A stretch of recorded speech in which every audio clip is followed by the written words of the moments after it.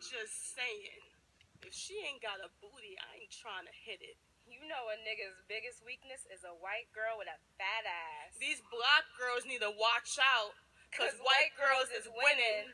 Nah, like a foreign bitch, you know. That Spanish, that Latin type. Nah, like that Asian type. Yeah, like an Oriental mixed bitch. Daddy from the Philippines, mama from Atlantic, mama from Africa. Mama from sugarcane and segregation, from too much pride and not enough perm. Mama from the gutter, from Section 8, from hood rat black belly. Hey everyone, my name is Samira and Happy New Year. I wanted to start off with a video that was presented to me a couple days ago. Me and a couple of my friends, we mentor these young high school students.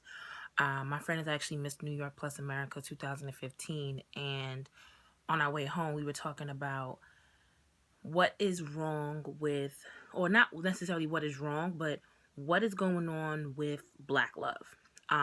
So the video that you just heard, like maybe about 30 snippets of, was by Crystal Valentine and Aaliyah Jihad, to be Black and Women and Alive. I'll put the link at the bottom so you can watch the entire video. It's really good. For those of you who don't know, I'm a spoken word artist.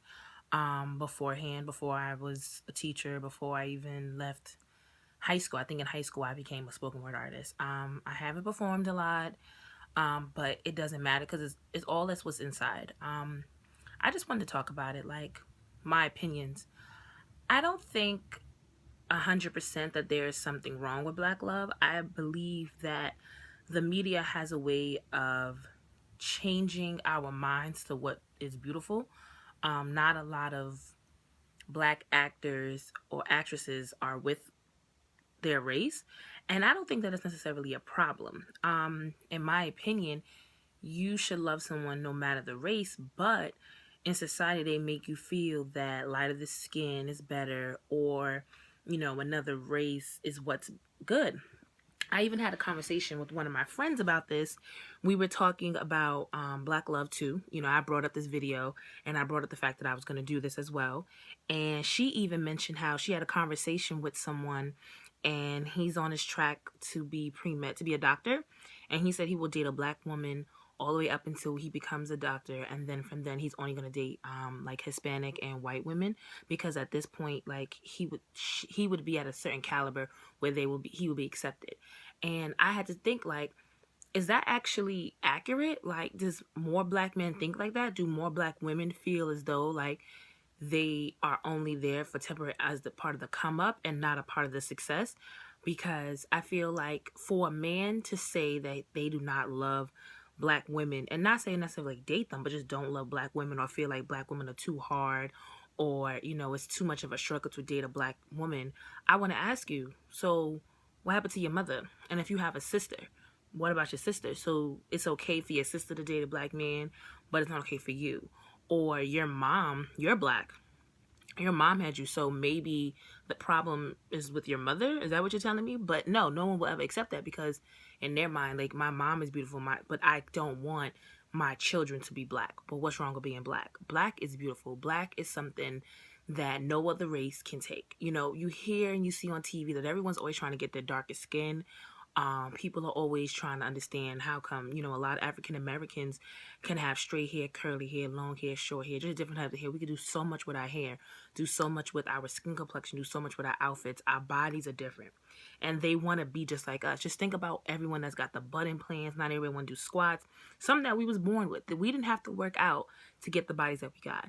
But at the end of the day, here we are trying to make ourselves up to fit what society says is what a Black woman should look like, or what a couple should look like.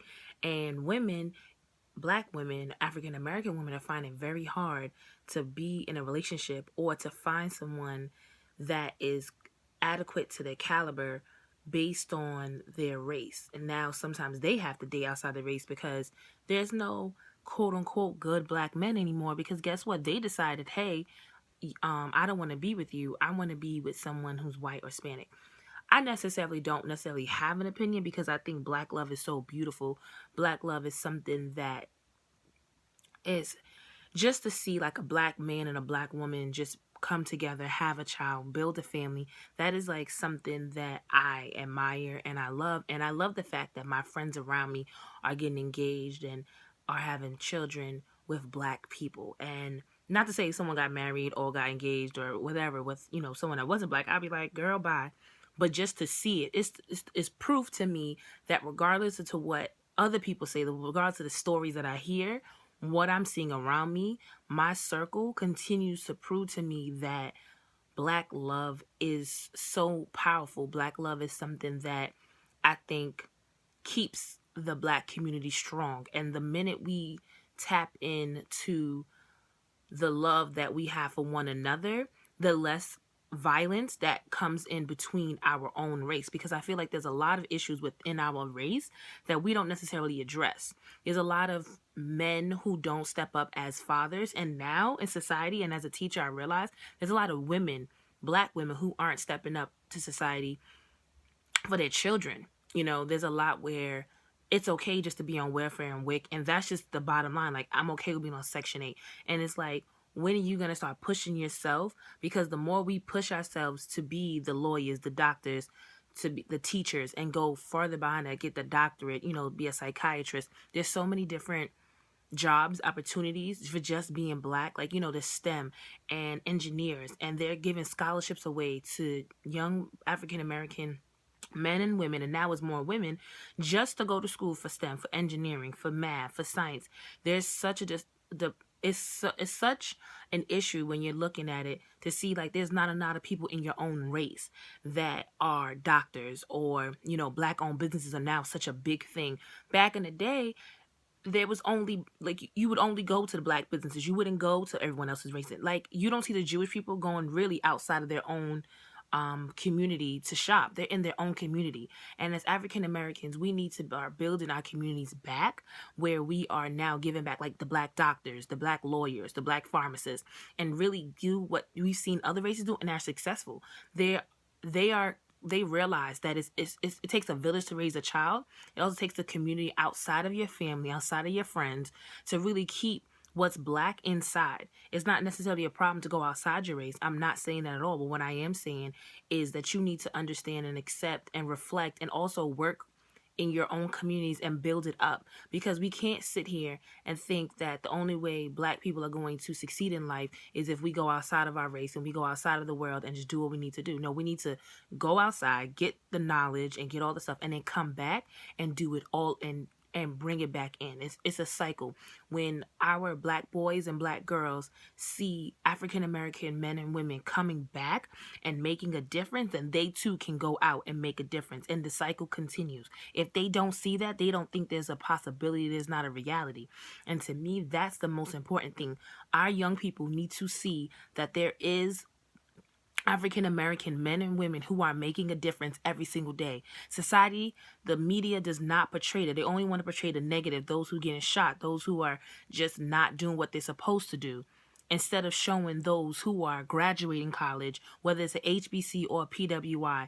If you are, you know, a CEO of a business, or you own a business, or like doing something that is making a difference, that's what we need to do. We need to shine light, not on the negative things, but shine light on the positive things, so that the youth who are watching TV, who are paying attention to the media, who are seeing everything that's going on, can really see that there's a difference, and that there are people who are not just standing on the corner, but there are people who will have their nose in the books and making a difference. That's pretty much what I talked to you about today. As you can see, I also add in, you know, week 5 of my hair. It's growing out pretty deep. You know, now I got this little updo. I don't know. Some days it looks good, some days it looks crazy. I'm just figuring out as we go. But that's pretty much it. I just want people to just love who you are, love being black, because there's so many people secretly who want to be us. And the moment you recognize that and love who you are, there's nothing anybody can do.